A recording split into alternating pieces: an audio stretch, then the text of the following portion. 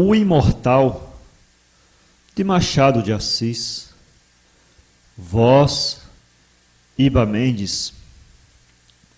Capítulo 1. Meu pai nasceu em 1600, em 1800, naturalmente.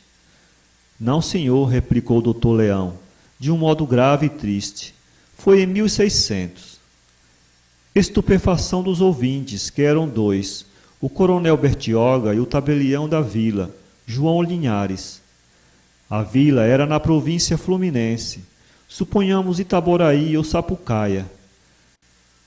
Quanto à data, não tenho dúvida em dizer que foi no ano de 1855, uma noite de novembro, escura como um breu, quente como um forno, passante de 9 horas. Tudo silêncio. O lugar em que os três estavam era a varanda que dava para o terreiro. Um lampião de luz frouxa, pendurado de um prego, sublinhava a escuridão exterior. De quando em quando, gania um seco e áspero vento, mesclando-se ao som monótono de uma cachoeira próxima. Tal era o quadro e o momento, quando o doutor Leão insistiu nas primeiras palavras da narrativa. Não, senhor, nasceu em 1600. Médico homeopata, a homeopatia começava a entrar nos domínios da nossa civilização.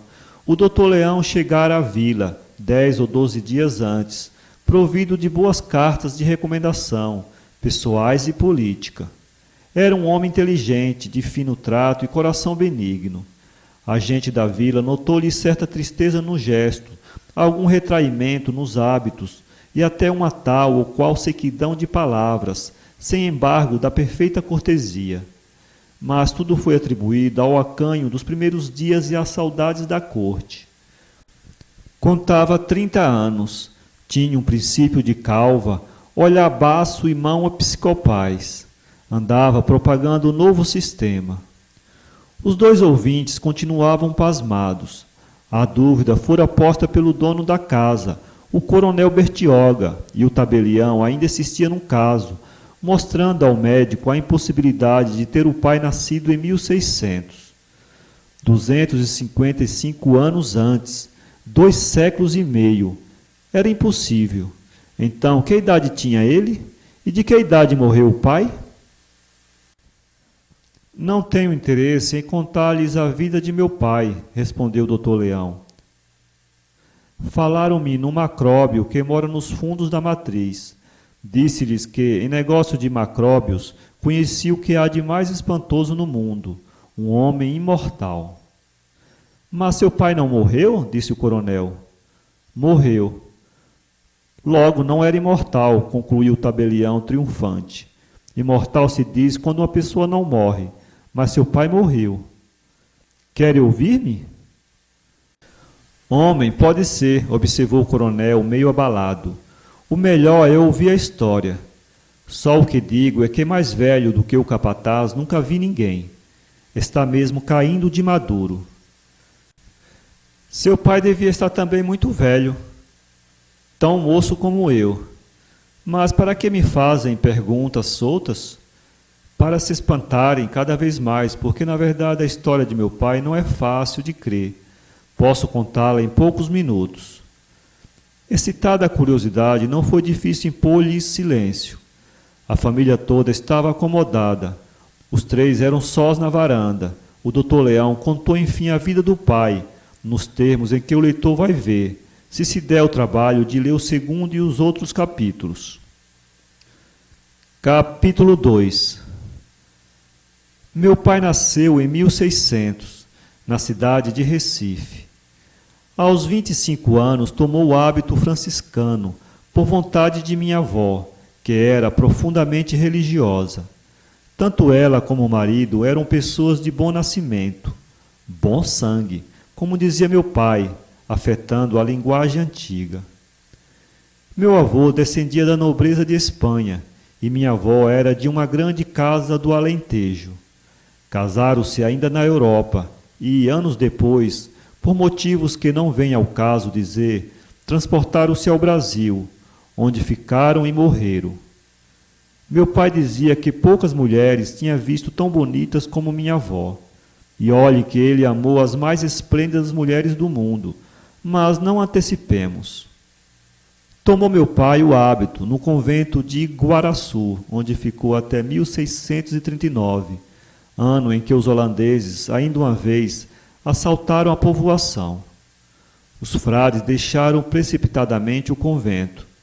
Meu pai, mais remisso do que os outros, ou já com o intento de deitar o hábito às urtigas, deixou-se ficar na cela, de maneira que os holandeses o foram achar no momento em que recolhia alguns livros pios e objetos de uso pessoal.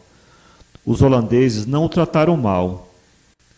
Ele os regalou com o melhor da hucharia franciscana, onde a pobreza é de regra. Sendo o uso daqueles frades alternarem-se no serviço da cozinha, meu pai entendia da arte, e esse talento foi mais um encanto ao aparecer do inimigo. No fim de 2 semanas, o oficial holandês ofereceu-lhe um salvo-conduto, para ir aonde lhe parecesse. Mas meu pai não o aceitou logo, querendo primeiro considerar se devia ficar com os holandeses e, à sombra deles, desamparar a ordem, ou se lhe era melhor buscar vida por si mesmo. Adotou o segundo alvitre, não só por ter o espírito aventureiro, curioso e audaz, como porque era patriota e bom católico, apesar da repugnância à vida monástica, e não quisera misturar-se com o herege invasor. Aceitou o salvo-conduto e deixou Iguaraçu. Não se lembrava ele quando me contou essas coisas. Não se lembrava mais do número de dias que despendeu sozinho por lugares ermos, fugindo de propósito ao povoado, não querendo ir a Olinda ou Recife, onde estavam os holandeses. Comida as provisões que levava, ficou dependente de alguma caça silvestre e frutas. Deitara, com efeito, o hábito às urtigas. Vestia uns calções flamengos, que o oficial lhe dera, e uma camisola ou jaquetão de couro. Para encurtar razões, foi ter a uma aldeia de gentil, que o recebeu muito bem, com grandes carinhos e obséquios. Meu pai era talvez o mais insinuante dos homens. Os índios ficaram embeiçados por ele, mormente o chefe, um guerreiro velho, bravo e generoso, que chegou a dar-lhe a filha em casamento. Já então minha avó era morta, e meu avô desterrado para a Holanda, notícias que meu pai teve casualmente por um antigo servo da casa. Deixou-se estar, pois, na aldeia, o gentil, até o ano de 1642, em que o guerreiro faleceu. Este caso do falecimento é que é maravilhoso. Peço-lhes a maior atenção. O coronel e o tabelião aguçaram os ouvidos, enquanto o doutor Leão extraía pausadamente uma pitada e inseria-a no nariz, com a pachorra de quem está negaceando uma coisa extraordinária. Capítulo 3. Uma noite, o chefe indígena, chamava-se Pirajuá, foi à rede de meu pai. Anunciou-lhe que tinha de morrer, pouco depois de nascer o sol, e que ele estivesse pronto para acompanhá-lo fora, antes do momento último. Meu pai ficou alvoroçado, não por lhe dar crédito, mas por supô-lo delirante. Sobre a madrugada, o sogro veio ter com ele. Vamos, disse-lhe. Não, agora não. Estás fraco, muito fraco. Vamos, repetiu o guerreiro. E, à luz de uma fogueira expirante, viu-lhe meu pai a expressão intimativa do rosto e um certo ar diabólico, em todo caso extraordinário, que o aterrou. Levantou-se, acompanhou-o na direção de um córrego. Chegando ao córrego, seguiram pela margem esquerda, acima, durante um tempo que meu pai calculou ter sido 1/4 de hora. A madrugada acentuava-se. A lua fugia diante dos primeiros anúncios do sol. Contudo, e apesar da vida do sertão que meu pai levava desde alguns tempos, a aventura assustava-o. Seguia viajando o sogro, com receio de alguma traição. Pirajuá ia calado, com os olhos no chão e a fronte carregada de pensamentos, que podiam ser cruéis ou somente tristes. E andaram, até que Pirajaú disse: aqui. Estavam diante de 3 pedras, dispostas em triângulo. Pirajuá sentou-se numa, meu pai noutra. Depois de alguns minutos de descanso: arreda aquela pedra, disse o guerreiro, apontando para a terceira, que era a maior. Meu pai levantou-se e foi à pedra. Era pesada, resistiu ao primeiro impulso, mas meu pai teimou, aplicou todas as forças. A pedra cedeu um pouco, depois mais, enfim, foi removida do lugar. Cava o chão, disse o guerreiro. Meu pai foi buscar uma lasca de pau, uma taquara ou não sei que, e começou a cavar o chão. Já então estava curioso de ver o que era. Tinha-lhe nascido uma ideia, algum tesouro enterrado que o guerreiro, receoso de morrer, quisesse entregar-lhe. Cavou, até que sentiu um objeto rijo. Era um vaso tosco, talvez uma iguiçaba. Não o tirou, não chegou mesmo a arredar a terra em volta dele. O guerreiro aproximou-se, desatou o pedaço de couro de anta que lhe cobria a boca, meteu dentro do braço e tirou um boião. Este boião tinha a boca tapada com outro pedaço de couro. Vem cá, disse o guerreiro. Sentaram-se outra vez. O guerreiro tinha o boião sobre os joelhos, tapado, misterioso, aguçando a curiosidade de meu pai, que ardia por saber o que havia ali dentro. Pirajuá vai morrer, disse ele. Vai morrer para nunca mais. Pirajuá ama Guerreiro Branco, esposa de Maracujá, sua filha, e vai mostrar um segredo como não há outro. Meu pai estava trêmulo. O guerreiro desatou lentamente o couro que tapava o boião. Destapado, olhou para dentro, levantou-se e veio mostrá-lo a meu pai. Era um líquido amarelado, de um cheiro acre e singular. Quem bebe isto, um gole só, nunca mais morre. Oh, bebe, bebe, exclamou meu pai com vivacidade. Foi um movimento de afeto, um ato irrefletido de verdadeira amizade filial, porque só um instante depois é que meu pai advertiu que não tinha, para crer a notícia que o sogro lhe dava, senão a palavra do mesmo sogro, cuja razão supunha perturbada pela moléstia. Pirajuá sentiu o espontâneo da palavra de meu pai e agradeceu-lhe, mas abanou a cabeça. Não, disse ele, Pirajuá não bebe. Pirajuá quer morrer. Está cansado. Viu muita lua. Pirajuá quer descansar na terra. Está aborrecido. Mas Pirajuá quer deixar este segredo a Guerreiro Branco. Está aqui. Foi feito por um velho pajé de longe, muito longe. Guerreiro Branco bebe, não morre mais. Dizendo isso, tornou a tapar a boca do boião e foi metê-lo outra vez dentro da igaçaba.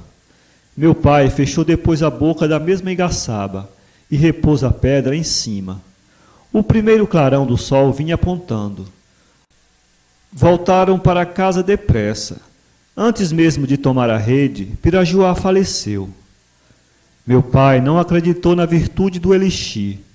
Era absurdo supor que um tal líquido pudesse abrir uma exceção na lei da morte.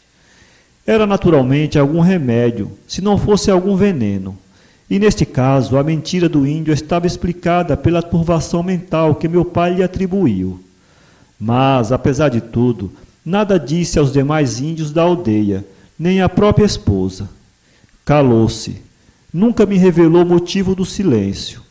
Creio que não podia ser outro senão o próprio influxo do mistério. Tempos depois adoeceu, e tão gravemente que foi dado por perdido. O curandeiro do lugar anunciou a Maracujá que ia ficar viúva. Meu pai não ouviu a notícia, mas leu-a em uma página de lágrimas no rosto da consorte e sentiu em si mesmo que estava acabado. Era forte, valoroso, capaz de encarar todos os perigos. Não se aterrou, pois, com a ideia de morrer. Despediu-se dos vivos, fez algumas recomendações e preparou-se para a grande viagem. Alta noite lembrou-se do elixir e perguntou a si mesmo se não era acertado tentá-lo. Já agora a morte era certa. Que perderia ele com a experiência? A ciência de um século não sabia tudo. Outro século vem e passa adiante. Quem sabe, dizia ele consigo, se os homens não descobrirão um dia a imortalidade e se o elixir científico não será esta mesma droga selvática? O primeiro que curou a febre maligna fez um prodígio. Tudo é incrível antes de divulgado. E, pensando assim, resolveu transportar-se ao lugar da pedra, à margem do arroio, mas não quis ir de dia, com medo de ser visto. De noite ergueu-se e foi trôpego, vacilante, batendo o queixo.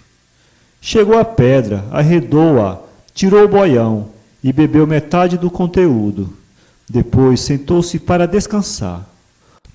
Ou o descanso ou o remédio alentou-o logo. Ele tornou a guardar o boião. Daí a meia hora estava outra vez na rede. Na seguinte manhã estava bom. Bom de todo? Perguntou o tabelião João Linhares, interrompendo o narrador.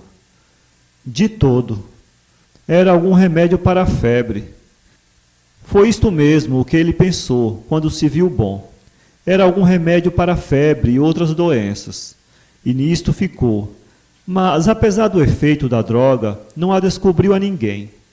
Entretanto, os anos passaram, sem que meu pai envelhecesse. Qual era no tempo da moléstia, tal ficou. Nenhuma ruga, nenhum cabelo branco. Moço, perpetuamente moço. A vida do mato começara a aborrecê-lo, ficar ali por guardião ao sogro. As saudades da civilização vieram tomá-lo. Um dia a aldeia foi invadida por uma horda de índios de outra. Não se sabe por que motivo, nem importa o nosso caso. Na luta pereceram muitos. Meu pai foi ferido e fugiu para o mato. No dia seguinte veio à aldeia, achou a mulher morta. As feridas eram profundas. Curou-as com o emprego de remédios usuais e restabeleceu-se dentro de poucos dias. Mas os sucessos confirmaram-no no propósito de deixar a vida semi-selvagem e tornar a vida civilizada e cristã. Muitos anos se tinham passado depois da fuga do convento de Iguaraçu. Ninguém mais o reconheceria. Um dia de manhã deixou a aldeia, com o pretexto de ir caçar. Foi primeiro ao arroio, desviou a pedra, abriu a igaçaba, tirou o boião, onde deixaram o resto do elixir.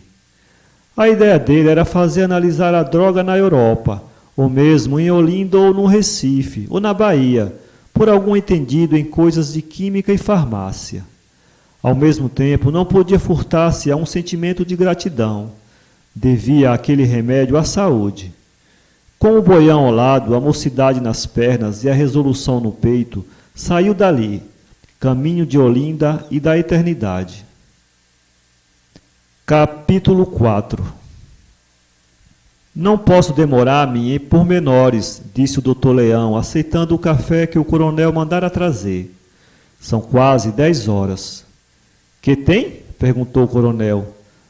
A noite é nossa e, para o que temos de fazer amanhã, podemos dormir quando bem nos parecer.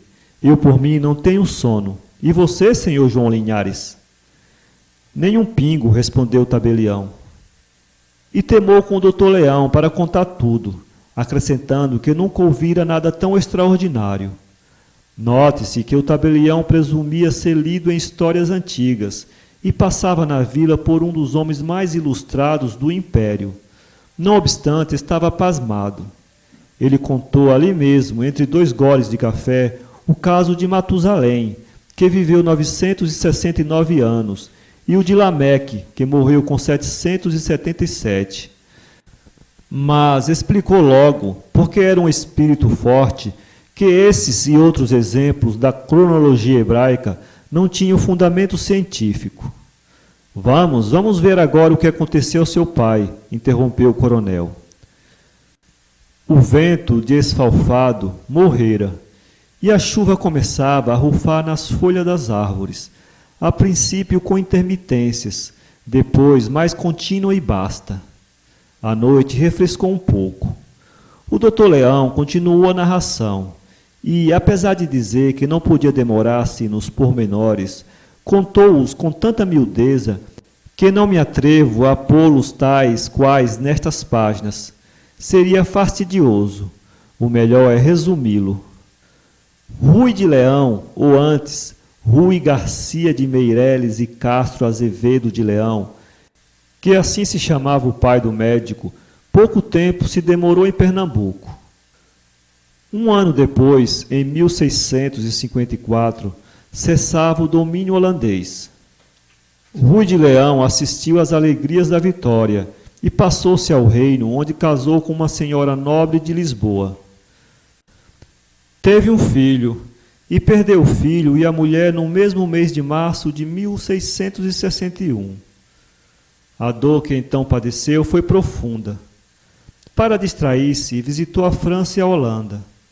Mas na Holanda, ou por motivo de uns amores secretos, ou por ódio de alguns judeus descendentes ou naturais de Portugal, com quem entreteve relações comerciais na Haia, ou enfim, por outros motivos desconhecidos, Rui de Leão não pôde viver tranquilo muito tempo. Foi preso e conduzido para a Alemanha, de onde passou à Hungria, a algumas cidades italianas, à França e finalmente à Inglaterra. Na Inglaterra, estudou o inglês profundamente. E como sabia o latim, aprendido no convento, o hebraico que lhe ensinara na Haia o famoso Spinoza, de quem foi amigo e que talvez deu causa ao ódio que os outros judeus lhe criaram, o francês e o italiano, parte do alemão e do húngaro, tornou-se em Londres objeto de verdadeira curiosidade e veneração. Era buscado, consultado, ouvido, não só por pessoas do vulgo ou idiotas, como por letrados, políticos e personagens da corte. Convém dizer que em todos os países por onde andara tinha ele exercido os mais contrários ofícios: soldado, advogado, sacristão, mestre de dança, comerciante e livreiro. Chegou a ser agente secreto da Áustria, guarda pontifício e armador de navios. Era ativo, engenhoso, mas pouco persistente, a julgar pela variedade das coisas que empreendeu. Ele, porém, dizia que não, que a sorte é que sempre lhe foi adversa. Em Londres, onde o vemos agora, limitou-se ao mistério de letrado e gamenho, mas não tardou que voltasse à Haia, onde o esperavam alguns dos amores velhos e não poucos recentes. Que o amor, força é dizê-lo, foi uma das causas da vida agitada e turbulenta do nosso herói. Ele era pessoalmente um homem galhardo, insinuante, dotado de um olhar cheio de força e magia. Segundo ele mesmo contou ao filho, deixou muito longe o algarismo donjuanesco das mille e tri. Não podia dizer o número exato das mulheres a quem amara, em todas as latitudes e línguas, desde a selvagem maracujá de Pernambuco até a bela cipriota ou a fidalga dos salões de Paris e Londres. Mas calculava em não menos de 5.000 mulheres. Imagina-se facilmente que uma tal multidão devia conter todos os gêneros possíveis da beleza feminil. Loiras, morenas, pálidas, couradas, altas, meãs, baixinhas, magras ou cheias, ardentes ou lânguidas, ambiciosas, devotas, lascivas, poéticas, prosaicas, inteligentes, estúpidas. Sim, também estúpidas. E era a opinião dele que a estupidez das mulheres tinha o sexo feminino, era graciosa, ao contrário da dos homens, que participava da aspereza viril. Há casos, dizia ele, em que uma mulher estúpida tem o seu lugar.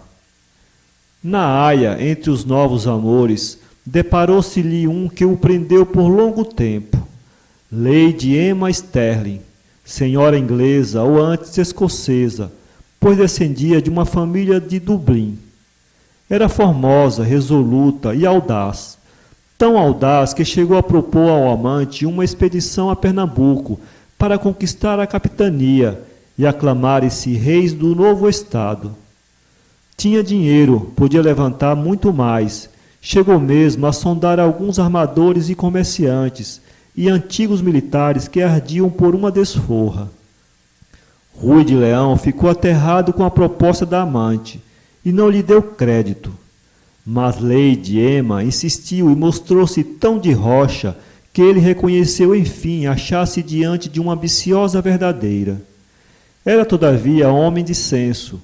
Viu que a empresa, por mais bem organizada que fosse, não passaria de tentativa desgraçada. Disse-lhe a ela, mostrou-lhe que, se a Holanda inteira tinha recuado, não era fácil que um particular chegasse a obter ali domínio seguro, nem ainda instantâneo. Lady Emma abriu mão do plano, mas não perdeu a ideia de o exalçar a alguma grande situação. Tu serás rei ou duque? O cardeal, acrescentava ele rindo. Por que não cardeal? Lady Emma fez com que Rui de Leão entrasse daí a pouco na conspiração que deu em resultado a invasão da Inglaterra, a guerra civil e a morte, enfim, dos principais cabos da rebelião. Vencida esta, Lady Emma não deu por vencida. Ocorreu-lhe então uma ideia espantosa. Rui de Leão inculcava seu próprio pai do Duque de Monmouth, suposto filho natural de Carlos II, o caudilho principal dos rebeldes. A verdade é que eram parecidos como duas gotas d'água. Outra verdade é que Lady Emma, por ocasião da guerra civil, tinha o plano secreto de fazer matar o duque, se ele triunfasse, e substituí-lo pelo amante, que assim subiria ao trono de Inglaterra. O pernambucano, escusado é dizê-lo, não soube de semelhante aleivosia, nem lhe daria o seu assentamento. Entrou na rebelião, viu-a perecer ao sangue no suplício, e tratou de esconder-se. Emma acompanhou-o, e, como a esperança do cetro não lhe saía do coração, passado algum tempo, fez correr que o duque não morrera, mas sim um amigo tão parecido com ele e tão dedicado que o substituiu no suplício.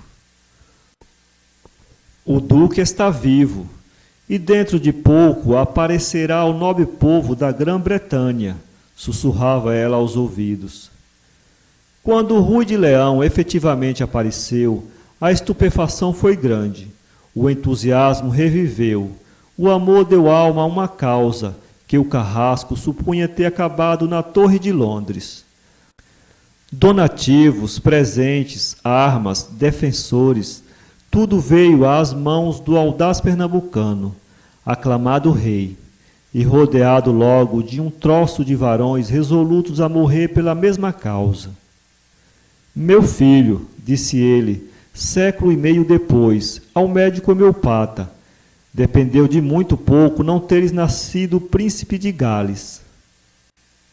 Cheguei a dominar cidades e vilas, expedi leis, nomeei ministros e, ainda assim, resisti a 2 ou 3 sedições militares que pediam a queda dos 2 últimos gabinetes.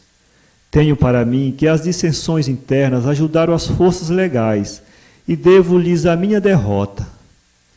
Ao cabo, não me zanguei com elas. A luta fadigara-me. Não minto dizendo que o dia da minha captura foi para mim de alívio.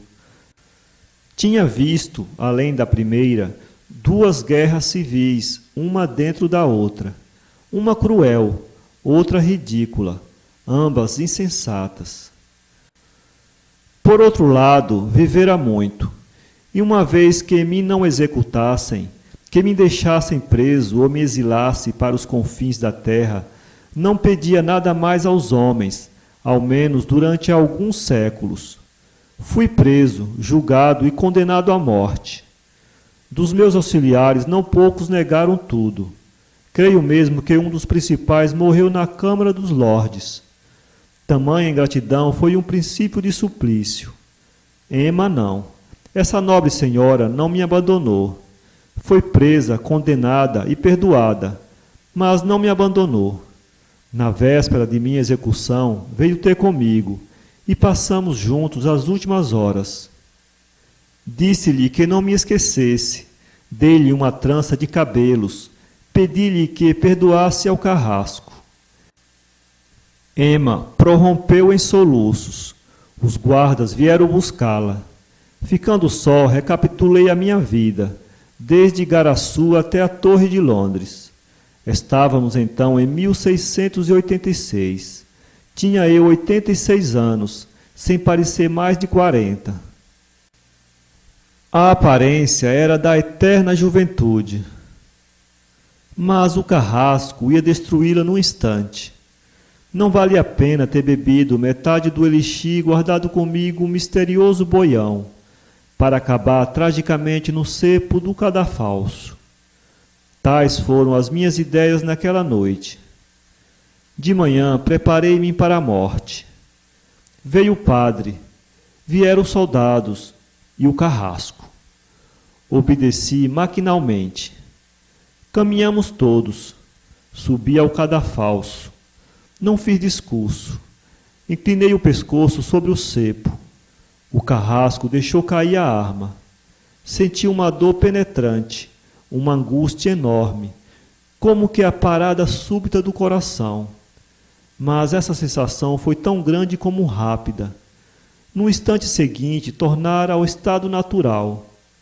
Tinha no pescoço algum sangue, mas pouco e quase seco. O carrasco recuou. O povo bramiu que me matassem.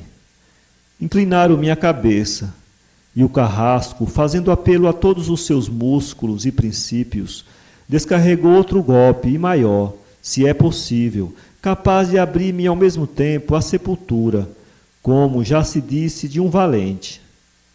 A minha sensação foi igual à primeira na intensidade e na brevidade. Reergui a cabeça.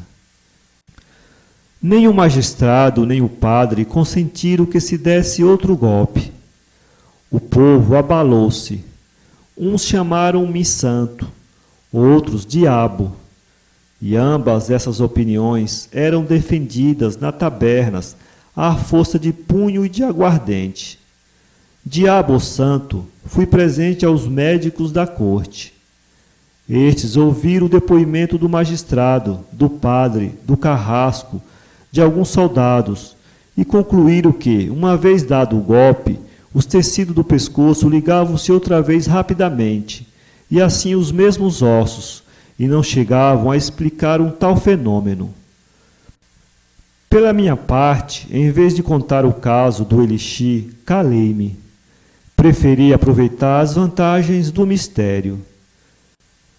Sim, meu filho, não imaginas a impressão de toda a Inglaterra, os bilhetes amorosos que recebi das mais finas duquesas, os versos, as flores, os presentes, as metáforas. Um poeta chamou-me Anteu. Um jovem protestante demonstrou-me que eu era o mesmo Cristo. Capítulo 5. O narrador continuou.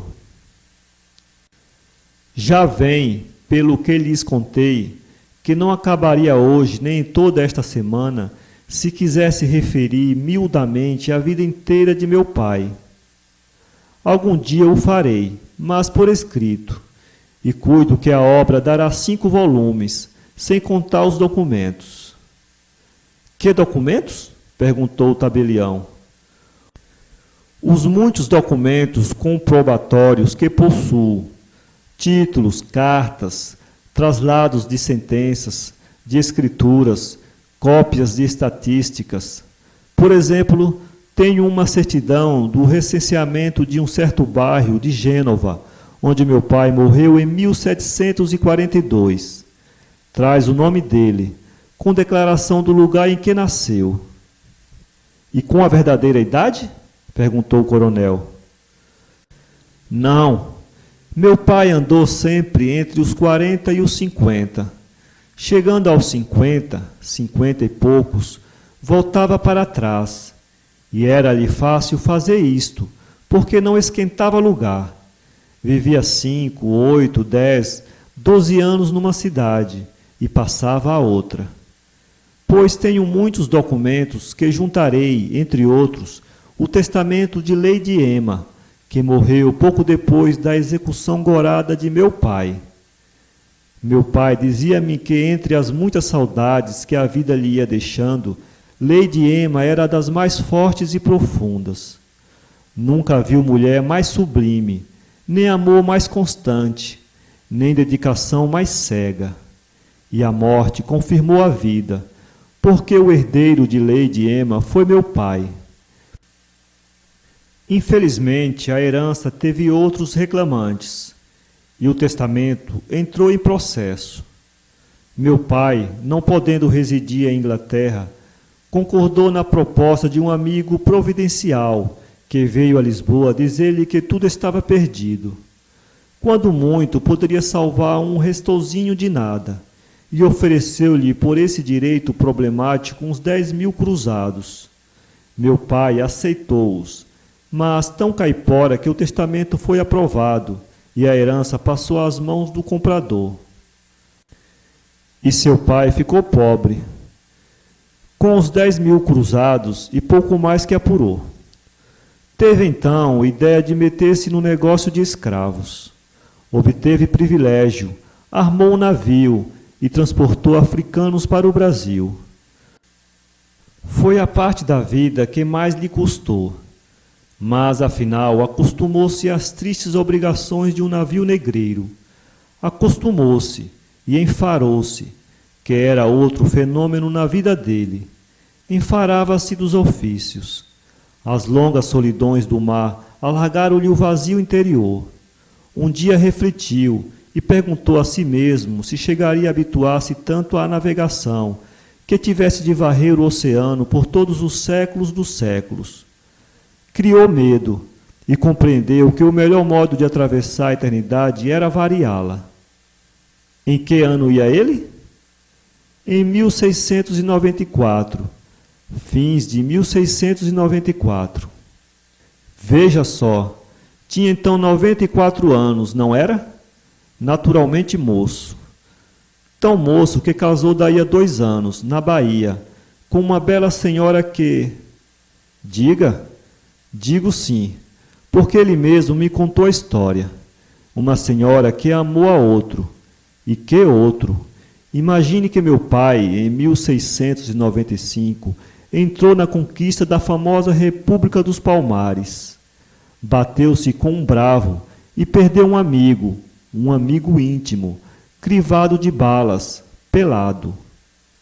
Pelado? É verdade. Os negros defendiam-se também com água fervendo, e este amigo recebeu um pote cheio, ficou uma chaga. Meu pai contava-me esse episódio com dor e até com remorso, porque no meio da refrega teve de pisar o pobre companheiro.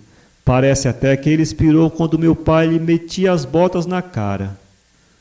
O tabelião fez uma careta, e o coronel, para disfarçar o horror, perguntou o que tinha a conquista dos Palmares com a mulher que... Tem tudo, continuou o médico. Meu pai, ao tempo que via morrer um amigo, salvara a vida de um oficial, recebendo ele mesmo uma flecha no peito. O caso foi assim. Um dos negros, depois de derrubar 2 soldados, envergou o arco sobre a pessoa do oficial, que era um rapaz valente e simpático, órfão de pai, tendo deixado a mãe em Olinda. Meu pai compreendeu que a flecha não lhe faria mal a ele, e então, de um salto, interpôs-se. O golpe feriu-o no peito. Ele caiu. O oficial Damião de Tal.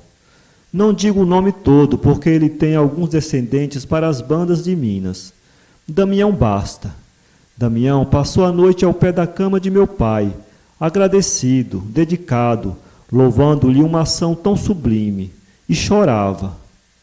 Não podia suportar a ideia de ver morrer o homem que lhe salvara a vida por um modo tão raro. Meu pai sarou depressa, com pasmo de todos. A pobre mãe do oficial quis beijar-lhe as mãos. Basta-me um prêmio, disse ele, a sua amizade e a do seu filho. O caso encheu de pasmo Olinda inteira. Não se falava em outra coisa. E daí a algumas semanas a admiração pública trabalhava em fazer uma lenda. O sacrifício, como vem, era nenhum, pois meu pai não podia morrer.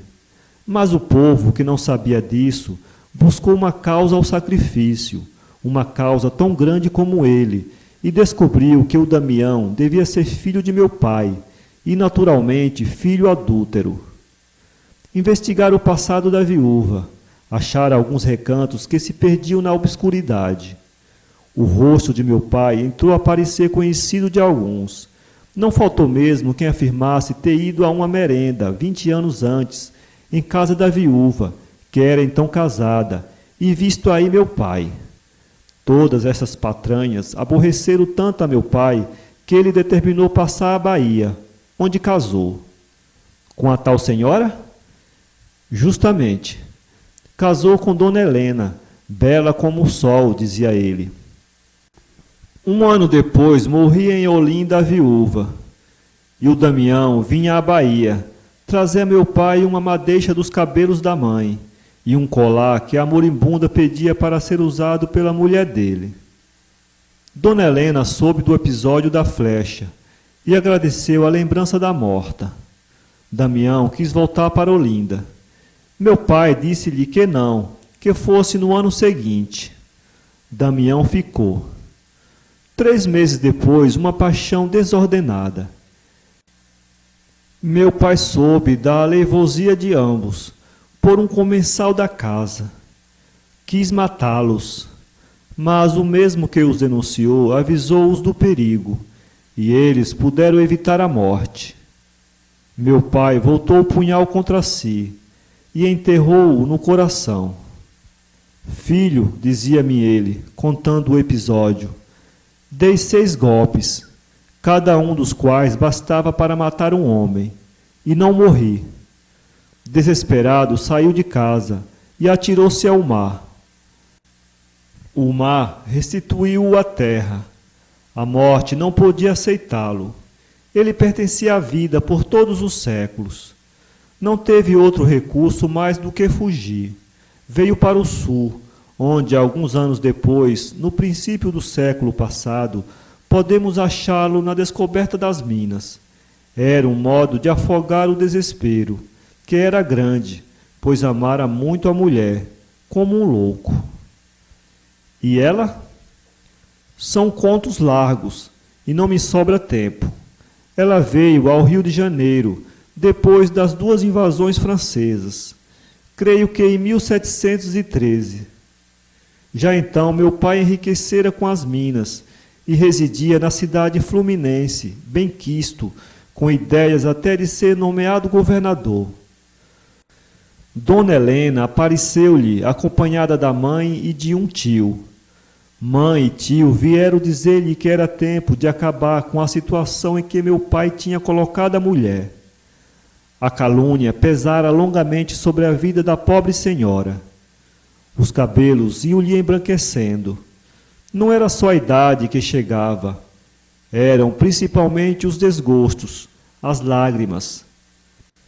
Mostraram-lhe uma carta escrita pelo comensal denunciante, pedindo perdão a Dona Helena da calúnia que lhe levantara e confessando que o fizera levado de uma criminosa paixão. Meu pai era uma boa alma, aceitou a mulher, a sogra e o tio. Os anos fizeram o seu ofício. Todos 3 envelheceram, menos meu pai. Helena ficou com a cabeça toda branca. A mãe e o tio voavam para a decrepitude, e nenhum deles tirava os olhos de meu pai, espreitando as cãs que não vinham e as rugas ausentes. Um dia meu pai ouviu-lhe dizer que ele devia ter parte com o diabo. Tão forte! E acrescentava o tio: de que serve o testamento se temos de ir antes? 2 semanas depois morria o tio. A sogra acabou pateta, daí a 1 ano. Restava a mulher, que pouco mais durou. O que me parece, aventurou o coronel, é que eles vieram ao cheiro dos cobres. De certo. e que a tal Dona Helena, Deus lhe perdoe, não estava tão inocente como dizia. É verdade que a carta do denunciante...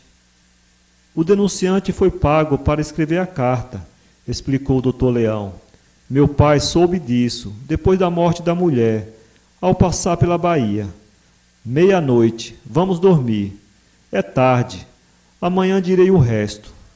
Não, agora mesmo. Mas, senhores, só se for muito por alto. Seja por alto. O doutor levantou-se e foi espiar a noite, estendendo o braço para fora e recebendo alguns pingos de chuva na mão. Depois voltou-se e deu com os dois olhando um para o outro, interrogativos. Fez lentamente um cigarro, acendeu-o e, puxadas umas 3 fumaças, concluiu a singular história. Capítulo 6. Meu pai deixou pouco depois o Brasil, foi a Lisboa, e dali passou-se à Índia, onde se demorou mais de 5 anos, e donde voltou a Portugal, com alguns estudos feitos acerca daquela parte do mundo. Deu-lhes a última lima e fê-los imprimir, tão a tempo que o governo mandou-o chamar para entregar-lhe o governo de Goa. Um candidato ao cargo, logo que soube do caso, pôs em ação todos os meios possíveis e impossíveis. Empenhos, intrigas, maledicência, tudo lhe servia de arma. Chegou a obter, por dinheiro, que um dos melhores latinistas da península, homem sem escrúpulos, forjasse um texto latino da obra de meu pai e o atribuísse a um frade Agostinho, morto em Adém. E a taxa de plagiário acabou de eliminar meu pai, que perdeu o governo de Goa, o qual passou às mãos do outro, perdendo também, o que é mais, toda a consideração pessoal. Ele escreveu uma longa justificação, mandou cartas para a Índia, cujas respostas não esperou, porque no meio desses trabalhos aborreceu-se tanto que entendeu melhor deixar tudo e sair de Lisboa. Essa geração passa, disse ele, e eu fico. Voltarei cá daqui a 1 século ou 2. Veja isto, interrompeu Tabelião, parece coisa de caçoada. Voltar daí a 1 século ou 2 como se fosse 1 ou 2 meses. Que diz, seu coronel? Ah, eu quisera ser esse homem. É verdade que ele não voltou 1 século depois. Ou voltou? Ouça-me. Saiu dali para Madrid, onde esteve de amores com 2 fidalgas, uma delas viúva e bonita como o sol, a outra casada, menos bela, porém amorosa e terna como uma pomba rola. O marido desta chegou a descobrir o caso, e não quis bater-se com meu pai, que não era nobre. Mas a paixão do ciúme e da honra levou esse homem ofendido à prática de uma leivosia, igual à outra. Mandou assassinar meu pai. Os esbirros deram-lhe 3 punhaladas e 15 dias de cama. Restabelecido, deram-lhe um tiro. Foi o mesmo que nada. Então, o marido achou um meio de eliminar meu pai. Tinha visto com ele alguns objetos, notas e desenho de coisas religiosas da Índia, e denunciou-o ao Santo Ofício como dado a práticas supersticiosas. O Santo Ofício, que não era omisso nem frouxo nos seus deveres, tomou conta dele e condenou-o a cárcere perpétuo. Meu pai ficou aterrado. Na verdade, a prisão perpétua para ele devia ser a coisa mais honrosa do mundo. Prometeu, o mesmo Prometeu foi desencadeado. Não me interrompa, senhor Linhares, depois direi quem foi esse Prometeu.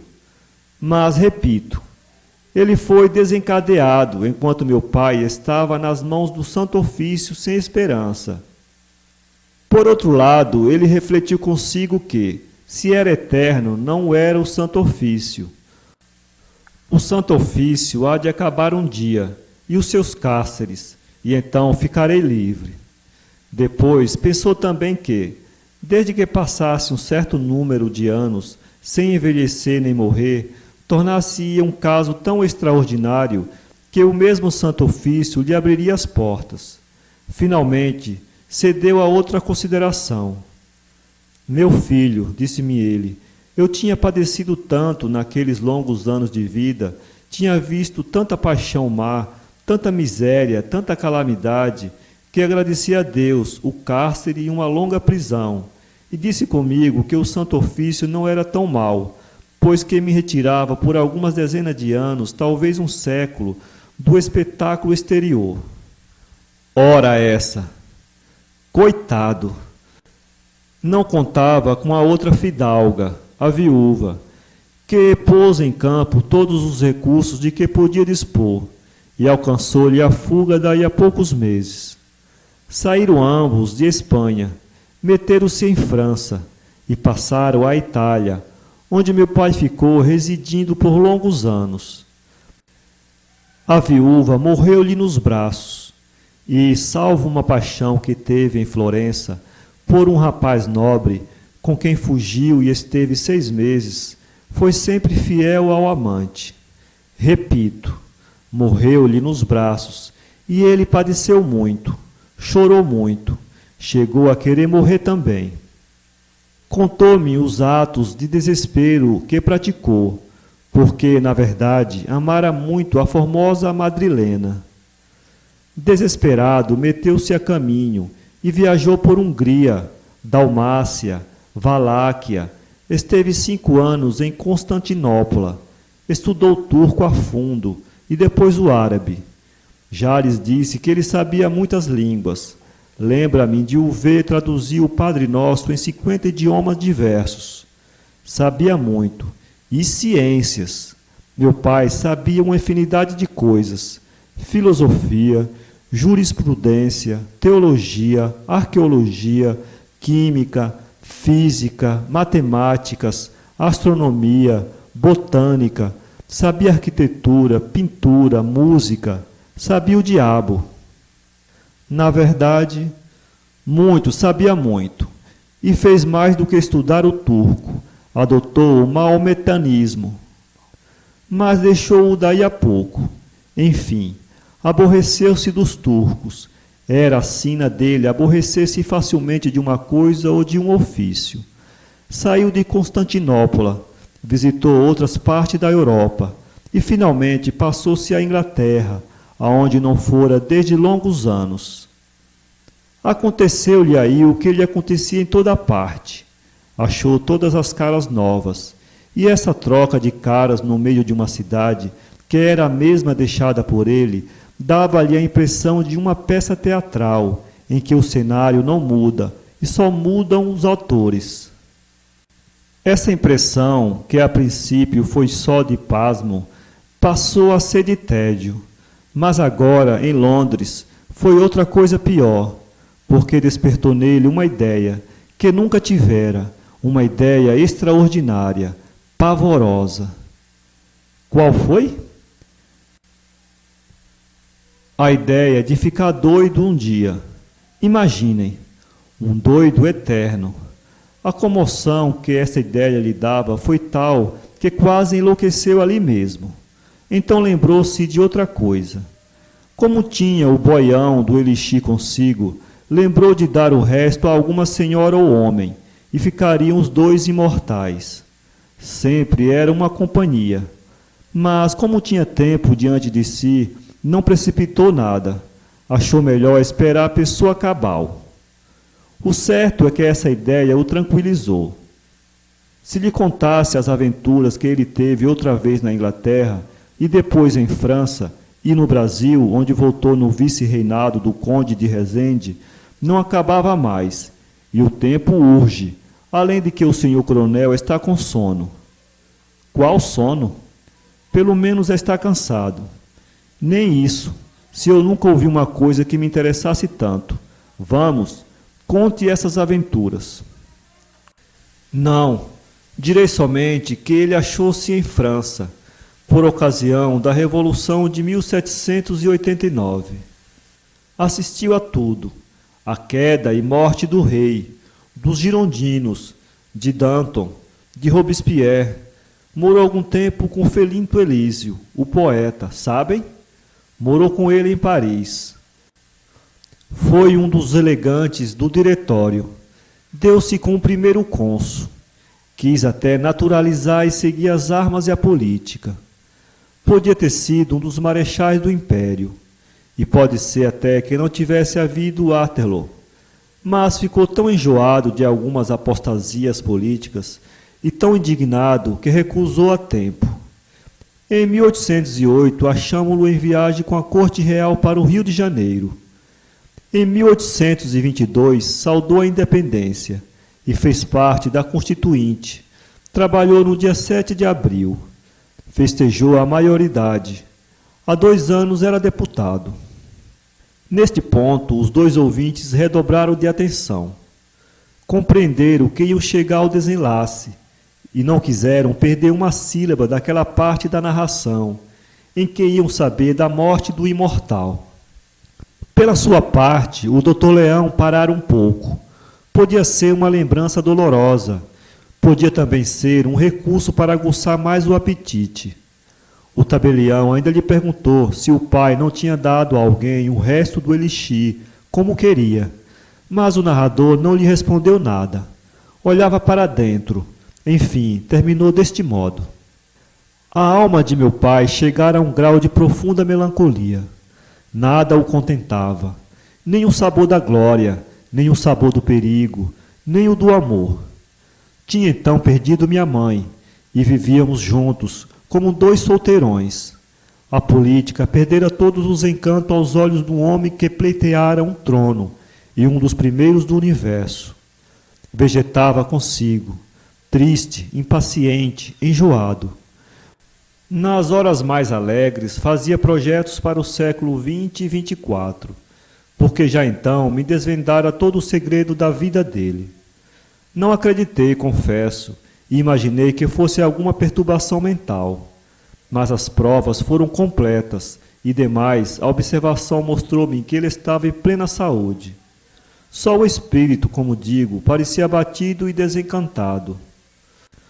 Um dia, dizendo-lhe eu que não compreendia tamanha tristeza, quando eu daria a alma ao diabo para ter a vida eterna, meu pai sorriu com uma tal expressão de superioridade que me enterrou 100 palmos abaixo do chão.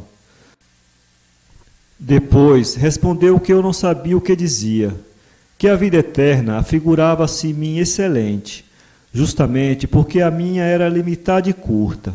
Em verdade, era o mais atroz dos suplícios. Tinha visto morrer todas as suas afeições. Devia perder-me um dia, e todos os mais filhos que tivesse pelos séculos adiante. Outras afeições, e não poucas, o tinham enganado, e umas e outras, boas e más, sinceras e pérfidas. Era-lhe forçoso repeti-las, sem trégua, sem um respiro ao menos, porquanto a experiência não lhe podia valer contra a necessidade de agarrar-se a alguma coisa, naquela passagem rápida dos homens e das gerações. Era uma necessidade da vida eterna. Sem ela, cairia na demência. Tinha provado tudo, esgotado tudo. Agora era a repetição, a monotonia, sem esperanças, sem nada. Tinha de relatar a outros filhos, 20 ou 30 séculos mais tarde, o que me estava agora dizendo, e depois a outros, e outros, e outros, um não acabar mais nunca. Tinha de estudar novas línguas, como faria Aníbal se vivesse até hoje. E para quê? Para ouvir os mesmos sentimentos, as mesmas paixões. E dizia-me tudo isso, verdadeiramente abatido. Não parece esquisito? Enfim, um dia, como eu fizesse a alguns amigos uma exposição do sistema homeopático, vi reluzir nos olhos de meu pai um fogo desusado e extraordinário. Não me disse nada. De noite vieram chamar-me ao quarto dele. Achei-o moribundo. Disse-me então, com a língua trôpega, que o princípio homeopático fora para ele a salvação. Similia similibus curantur. Beber o resto do elixir, e assim como a primeira metade lhe dera a vida, a segunda dava-lhe a morte. E dito isto, expirou. O coronel e o tabelião ficaram algum tempo calados, sem saber que pensasse da famosa história. Mas a seriedade do médico era tão profunda que não havia duvidar. Creram no caso, e creram também definitivamente na homeopatia. Narrada a história a outras pessoas, não faltou quem supusesse que o médico era louco. Outros atribuíram-lhe o intuito de tirar ao coronel e ao tabelião o desgosto manifestado por ambos de não poderem viver eternamente, mostrando-lhes que a morte é, enfim, um benefício. Mas a suspeita de que ele apenas quis propagar a homeopatia entrou em alguns cérebros e não era inverossímil. Dou este problema aos estudiosos. Tal é o caso extraordinário que há anos, com outro nome e por outras palavras, contei a este bom povo, que provavelmente já os esqueceu a ambos. São Paulo, 2016.